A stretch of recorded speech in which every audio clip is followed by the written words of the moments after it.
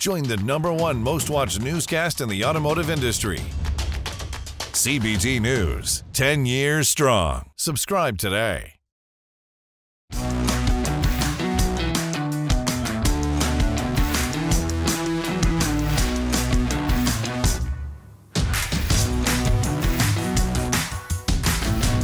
You're watching Inside Automotive with Jim Fitzpatrick. Hey everyone, Jim Fitzpatrick. Thanks so much for joining me on another edition of Inside Automotive right here at CBT News.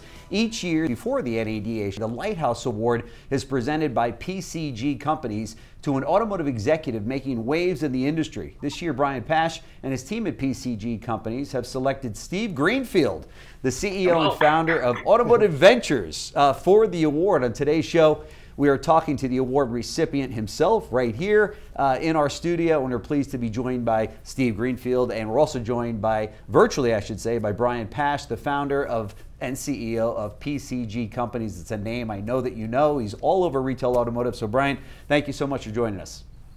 Hey, it's so great to have a moment to stop with all the news and recognize excellence in automotive from some of the really outstanding leaders we've seen in recent years. Sure. So talk to us about the award and what goes into it. How long have you been running it? I know, I might add, by the way, the full disclaimer, we were the recipient in 2019, so thank you very much for that. Quite an honor. And you don't know what you're in for. I mean, Time Magazine called and wants you. But nevertheless, what goes into the award? Why, and what's the impetus behind it? Well, each year we try to recognize someone who's really been pushing forward in automotive education, really pushing into the automotive industry to elevate awareness, innovation, creativity.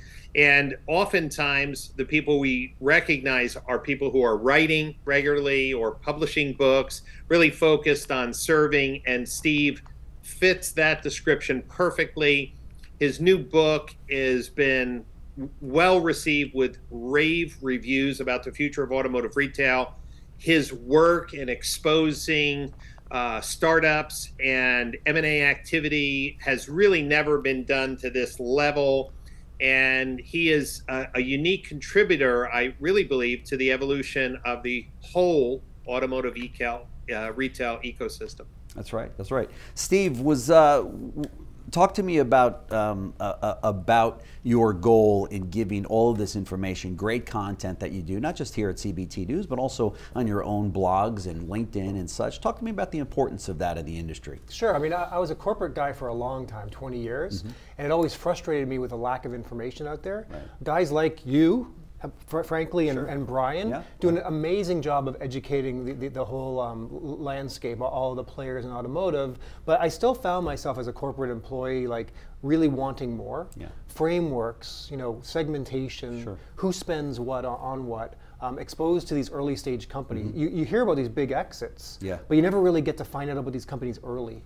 I was always amazed going to NADA every year. You go into the far areas of the show floor, out by the restaurant or the hot dog stand, and you see those people in those 10 by 10 booths. That's right. And you talk to these entrepreneurs, and like this may be their first NAD, and they saved every penny to get there that first time. And I think, I'm really passionate about entrepreneurs, and think they're the lifeblood of America. And I really think that we need to do more to help these entrepreneurs have a voice and get exposed, and help them, give them all the resources they need to accelerate and grow. So it's really an area of passion of mine. It's been really, really fun to kind of make this transition out of the corporate world and into this new position. That's right, that's right. Tell us a little bit about Automotive Ventures, because it kind of brings two great worlds together, technology and also the availability for dealers to invest in automotive technology, right? Yeah, that's right. So we're on to our second fund. We're calling it the Dealer Fund. Dealer principals can invest in early stage automotive technology companies that benefit their business. So our first fund was more of a broad mobility thesis globally. This one's very, what they would call vertically focused, very focused on working with very progressive dealers that intend to invest, finding out where there are gaps in their operations, and then finding technology solutions that uniquely address those gaps in their operations. And it's been fun. I mean, I now have great relationships with a bunch of dealer principals who are investors. They open up and talk about the pros and cons and where they think the industry is going, which helps me from the book standpoint. and we need to be able to see around corners, anticipate where this market's going to go in the future, and then we can put money to work to make selective bets on companies that will benefit from these trends. Sure, sure. Brian, you've seen so many different technologies come out of automotive, and so many dealers that say, I knew those guys when they were just out there, maybe they were selling cookies, as a friend of mine had a huge exit, as we all know. And now all of a sudden they're an incredible CRM or what have you, selling for hundreds of millions of dollars. How come I wasn't in on that? I'm sure you've got dealers that have mentioned that to you, right? Yeah, and you know what? There's always a group of innovators, as Steve mentioned, that come out of dealerships, which is really exciting. Yeah. And the Lighthouse Award, when you think about what Steve is doing and what it means, is he's really shedding light on the people that may not have normally gotten exposure, matching ideas and innovation to dealer needs. And prior to this, there wasn't really an organized forum. When I think of NADA and all the people who are probably going to assault Steve, I think your dance card must be pretty full now that every small entrepreneur knows if they go to Greenfield, they may get that big deal opportunity. He's going to be walking around with a checkbook. Yeah, exactly right. Literally. That's right. That's right. So talk to us, if you would, Brian, because you have your hand on the pulse of all things automotive, and specifically in the area of technology, because it really is a data and technology play as we move into 2023. Obviously, we just came off of some crazy years, high gross profits, low inventories. We're still, trying to shake off what we went through with COVID, so there's been a lot of change there. But what are some of the buzz things that we should be focused on at NADA and that you'll be focused on? I started mentioning it a few months ago, but I am actively researching the emergence of customer data platforms. In the past, we may have called it a customer 360 database, but I think that dealer groups are waking up that the next really milestone for their business development is to create a single source of truth for each customer that can be used across the dealer group to see cross-shopping trends, increase lifetime value, reduce marketing costs, and tell you the truth, the average dealer uses about 12 to 15 different vendors that have a piece of the customer journey in their own silos.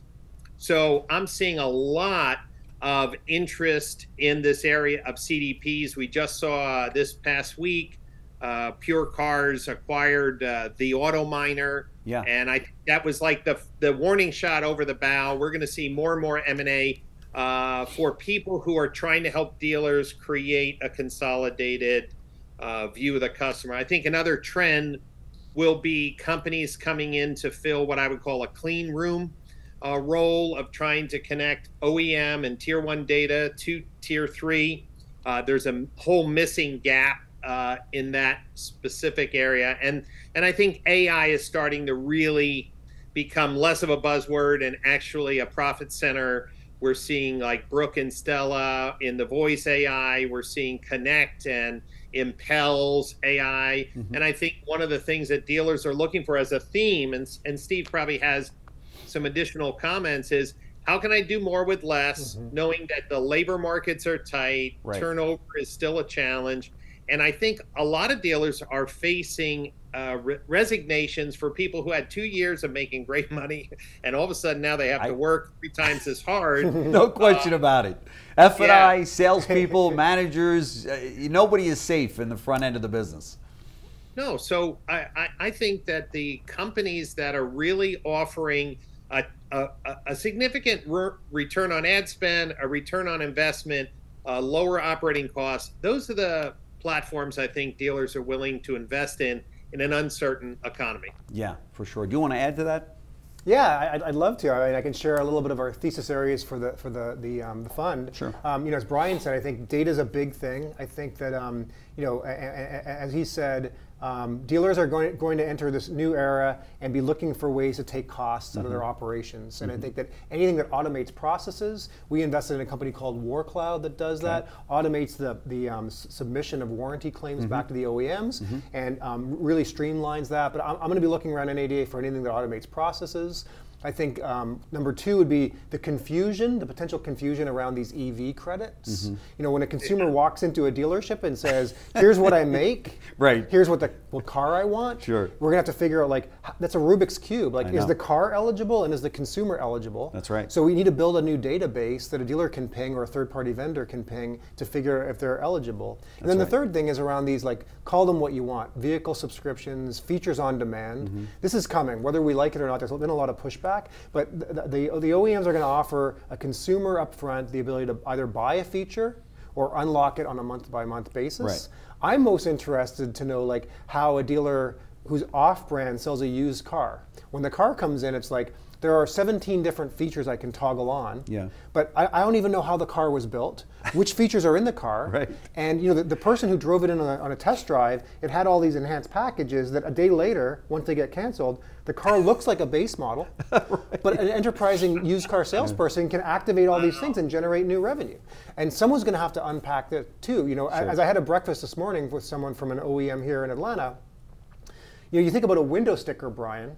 A window sticker needs to now have a grayed off area to say there are features that aren't active on this car that could be active if you wanted to pay, but how, when that car comes back as a used car and an off-brand dealer gets that car in, they're going to have no idea what features this car actually has.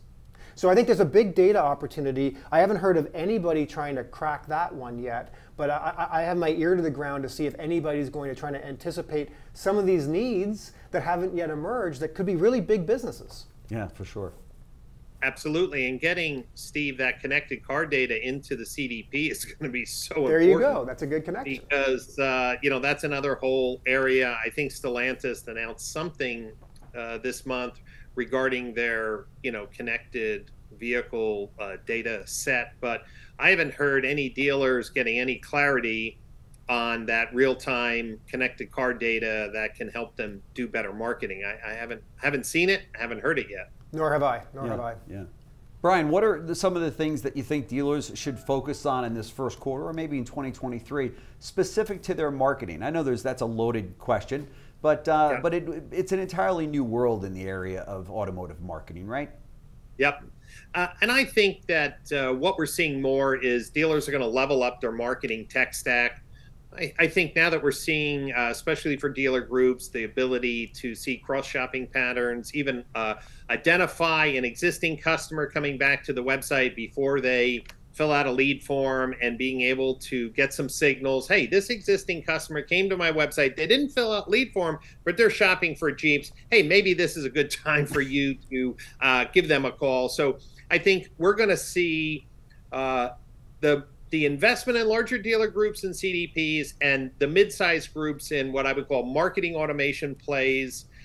When, you know, I just had an interview, Jim, with Eric over at WeDrive, and their platform is very impressive as really a combination of a CDP, MAP, right? It's turnkey, it's robust and advanced. I think more of these platforms are going to find their way into dealerships. The big question is these co-op programs. The OEM co-op programs were never really designed for, I would say, comprehensive media management tools. Sure. And I'm hoping my conversations this year with Shift Digital, Unite Digital, JD Powers, and others, that we can open up a new class of co-op because they're more efficient, they're more effective, and we have to break this. Well, we have this SEM package, and it could be run by someone in a foreign country. And this social, like these silos, it was like, hold on, but we all know that an integrated marketing platform would be better for everyone. Oh, well, we don't have co-op like that. Okay, well, it's time to change that. Right. There's still so much to try to figure out, isn't it? And just about, the OEMs always seem to be slow to the party on this, don't they? It seems. You know what, and you know what it is? There's so many, I think, demands that the OEMs are putting on the middle management companies like Shift. It's a moving target. Yeah. But I think in general, the dealers are going to have to start spending more on marketing. Inventory levels are starting to increase, so we have to get back to some basics. Dealers got really spoiled with almost zero or only co-op marketing. Okay, time to get back to some basics and gain back market share. That's right. That's right. Well, Brian Pash and Steve Greenfield, two of the biggest names in retail automotive, right here with me. Thank you, gentlemen, so much for joining me. Congratulations on the award. We're going to be out there wanting to interview you after you receive it. It's a pretty good feeling. And Brian, we'll see you out there as well. So thank you so much, guys, for joining us. And really Brian, thank you for the recognition from you and your team. Really appreciate it. We are looking forward to presenting you with that award. And for those of you who are going to NADA Thursday night at the W Hotel in Dallas, starting at 6:30, we have the AWA award ceremony, and you can purchase a ticket by going to awa.autos. Hope to see you all out in Dallas. And we will show all the information right here. In addition, we'll throw a link in underneath this video to make it that much easier for you. So, guys, thank you so much. Really appreciate it. Thank you, John. All right, thanks. Thanks, Brian. Thanks for watching Inside Automotive with Jim Fitzpatrick. CBT News, celebrating 10 years of delivering the news and content automotive professionals count on. CBT News, 10 years strong. Subscribe today.